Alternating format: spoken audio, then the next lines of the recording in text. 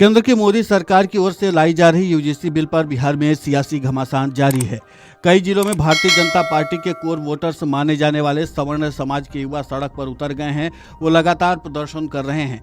आज पटना, पूर्णिया, भागलपुर, मुजफ्फरपुर समेत कई जिलों में विरोध प्रदर्शन हुआ। एक दिन पहले पटना के बाढ़ अनुमंडल में तो भारतीय जनता पार्टी के कार्यकर्ताओं ने अपनी ही सरकार का विरोध करना शुरू कर दिया। सड़क पर विरोध प्रदर्शन भी किया। इतना ही नहीं, पार्टी छोड़ने तक की धमकी दे डाली। मंगलवार को भारतीय जनता पार्टी के प्रदेश कार्यालय में सन्नाटा पसरा रहा। अमर उजाला की टीम ने भाजपा कार्यालय में मौजूद पदाधिकारी और प्रवक्ताओं से यूजीसी बिल पर सवाल पूछने की कोशिश की, लेकिन कोई कुछ बोलने को तैयार नहीं हुआ। एक प्रवक्ता ने तो साफ कह दिया कि आप दिल्ली में बैठे अधिकारियों से सवाल पूछ लीजिए, हमें इस मुद्दे पर कुछ भी बयान देने से मना किया गया है। भाजपा प्रवक्ता प्रेम रंजन पटेल ने कहा कि इस पर अभी कुछ नहीं बोल सकता हूं, लेकिन फिलहाल इतना बता सकता हूं कि ये बिल सारी बातों और सबके हितों को ख्याल में रखते हुए लाया गया है। इसमें किसी के साथ गलत नहीं किया गया है। इस बिल में किसी का नुकसान नहीं किया जाएगा।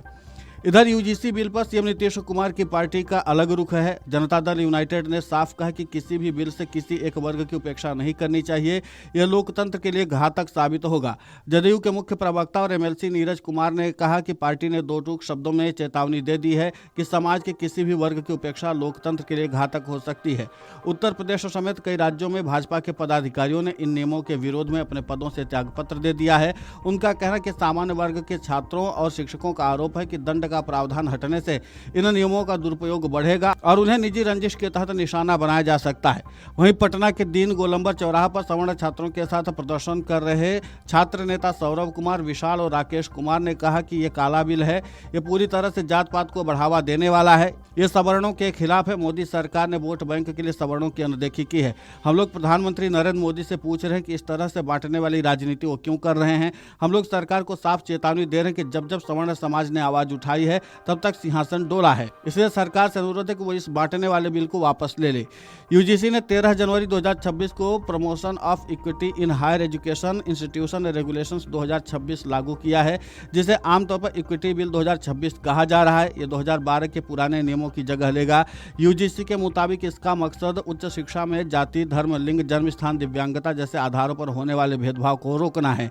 नया नियम यूजीसी विनियम 2012 का स्थान लेता है। हर उच्च शिक्षण संस्थान में इक्वल अपॉर्चुनिटी सेंटर यानी ईओसी बनाने का प्रावधान किया गया है, जो भेदभाव से जुड़ी शिकायतों की सुनवाई करेगा और कमजोर वर्गों को सहयोग देगा।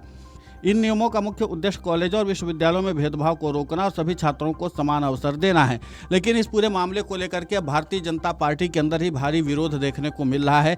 कई राज्यों में पार्टी के पदाधिकारियों ने अपने पद से इस्तीफा देना शुरू कर दिया है। इसी के साथ सवर्ण छात्र जो हैं वो सड़कों पर उतर आए हैं और उत्तर प्रदेश से लेकर के बिहार तक में व्यापक विरोध प्रदर्शन शुरू हो चुका है। अब ऐसे में देखना महत्वपूर्ण होगा कि जिस तरीके से तमाम राजनीतिक दल जो भाजपा के सहयोगी हैं वो भी इस मामले पर अपनी अलग राय रख रहे हैं और इसी के साथ सवर्ण छात्रों का आंदोलन लगातार उग्र रूप लेता चला जा रहा है और पार्टी के पदाधिकारी भी इस पर अपनी अलग राय रख रहे हैं। तो अब देखना महत्वपूर्ण होगा कि केंद्र की नरेंद्र मोदी सरकार इस पूरे मामले पर क्या फैसला लेती है। वीडियो डेस्क अमरउजाला.com। अगर आप ये वीडियो YouTube पर देख रहे हैं तो हमारे चैनल को सब्सक्राइब कर बेल आइकन दबाएं और Facebook पर देख रहे हैं तो हमारे पेज को लाइक करें।